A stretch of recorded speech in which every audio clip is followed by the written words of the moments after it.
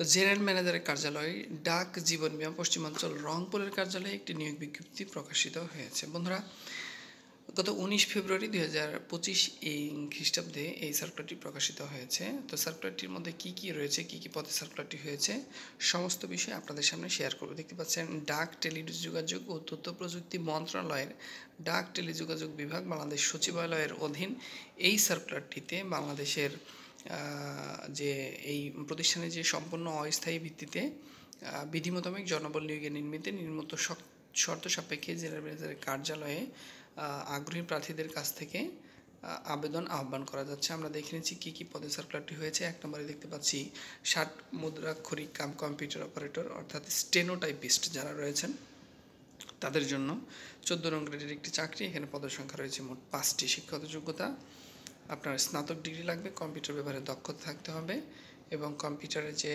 শার্টলিপিতে টাইপিংয়ের speed সেটি ইংরেজিতে 70 এবং বাংলায় 45 শব্দ বিশিষ্ট হতে হবে এবং মুদ্রাক্ষরের গতি ইংরেজি 30 এবং বাংলায় 25 শব্দ বিশিষ্ট হতে হবে। 2 নম্বর রয়েছে PLI অ্যাকাউন্টেন্ট 14তম গ্রেডের একটি চাকরি। এখানে পদের সংখ্যা 8টি। এখানে কোনো শিক্ষিত বিশ্ববিদ্যালয় থেকে স্নাতক বা সমানের ডিগ্রি থাকলেই আবেদন করতে পারবেন। 3 নম্বর রয়েছে PLI অ্যাকাউন্টেন্ট ফিল্ড।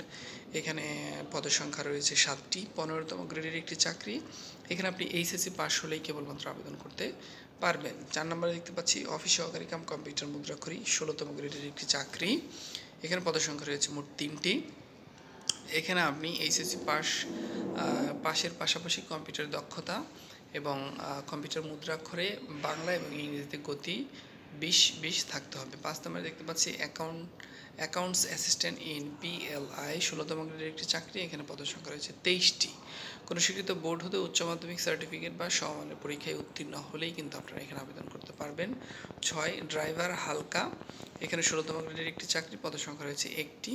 শিক্ষাগত যোগ্যতা, আপনি মাধ্যমিক সার্টিফিকেট অর্থাৎ SSC পাস হলে পাশাপাশি আপনি যদি বৈধ ড্রাইভিং লাইসেন্সধারী হন তাহলে কিন্তু এখানে আবেদন করতে পারবেন এবং আপনার এখানে 2 বছর অভিজ্ঞতা কিন্তু তারা চেয়েছে।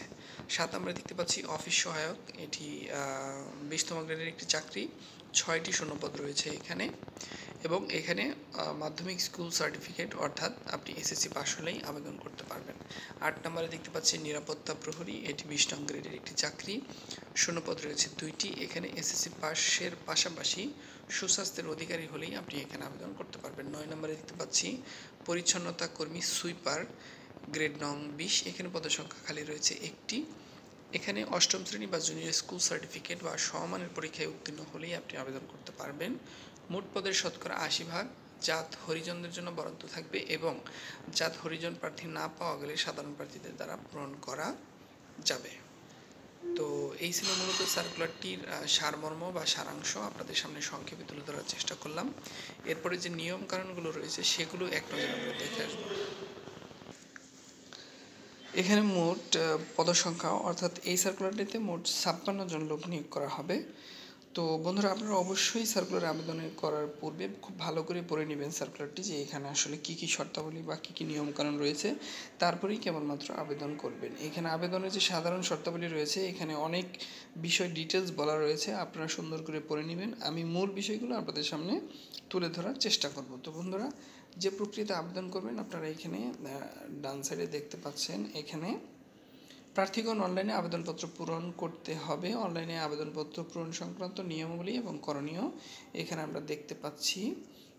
যারা আবেদনের ইচ্ছুক প্রার্থীগণ রয়েছেন তারা PLIWC.teletalk.com.bd এই ওয়েবসাইটটিতে গিয়ে কিন্তু আবেদনপত্র দাখিল করতে পারবেন এবং অনলাইনে আবেদনপত্র পূরণ এবং পরীক্ষার ফি প্রদানের শুরুর তারিখ 27 ফেব্রুয়ারি অর্থাৎ আজকে থেকে শুরু হয়ে চলবে 25 মার্চ 2025 তারিখ পর্যন্ত। ইউজার আইডি প্রাপ্ত প্রার্থীগণ 72 ঘন্টার মধ্যে আবেদনের যে পেমেন্ট বা ফি রয়েছে সেটি প্রদান করতে হবে। যথারীতি ছবি এবং সিগনেচারের যে অনুপাত বা সাইজ রয়েছে সেটি এখানে বলে দেওয়া রয়েছে।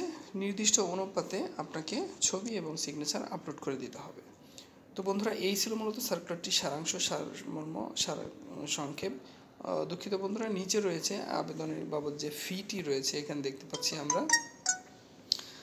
মূলত 100 টাকা ফি, টেলিটক সার্ভিস চার্জ সহ 112 টাকা এবং যারা ক্ষুদ্র নিগোষ্ঠী, শারীরিক প্রতিবন্ধী, তৃতীয় লিঙ্গ রয়েছেন তাদের জন্য 50 টাকা ফি সহ মোট নেটওয়ার্ক সার্ভিস 456 টাকা পেমেন্ট করতে হবে এবং পেমেন্ট যে ফরম্যাটে আপনি এসএমএসটি লিখে পাঠাবেন সেটিও খুব সুন্দর করে স্পষ্টভাবে এখানে দেওয়া রয়েছে। আশা করছি বুঝতে পারবেন আপনারা। পরবর্তী ভিডিও দেখার আমন্ত্রণ জানিয়ে বিদায় নিচ্ছি। আসসালামু আলাইকুম।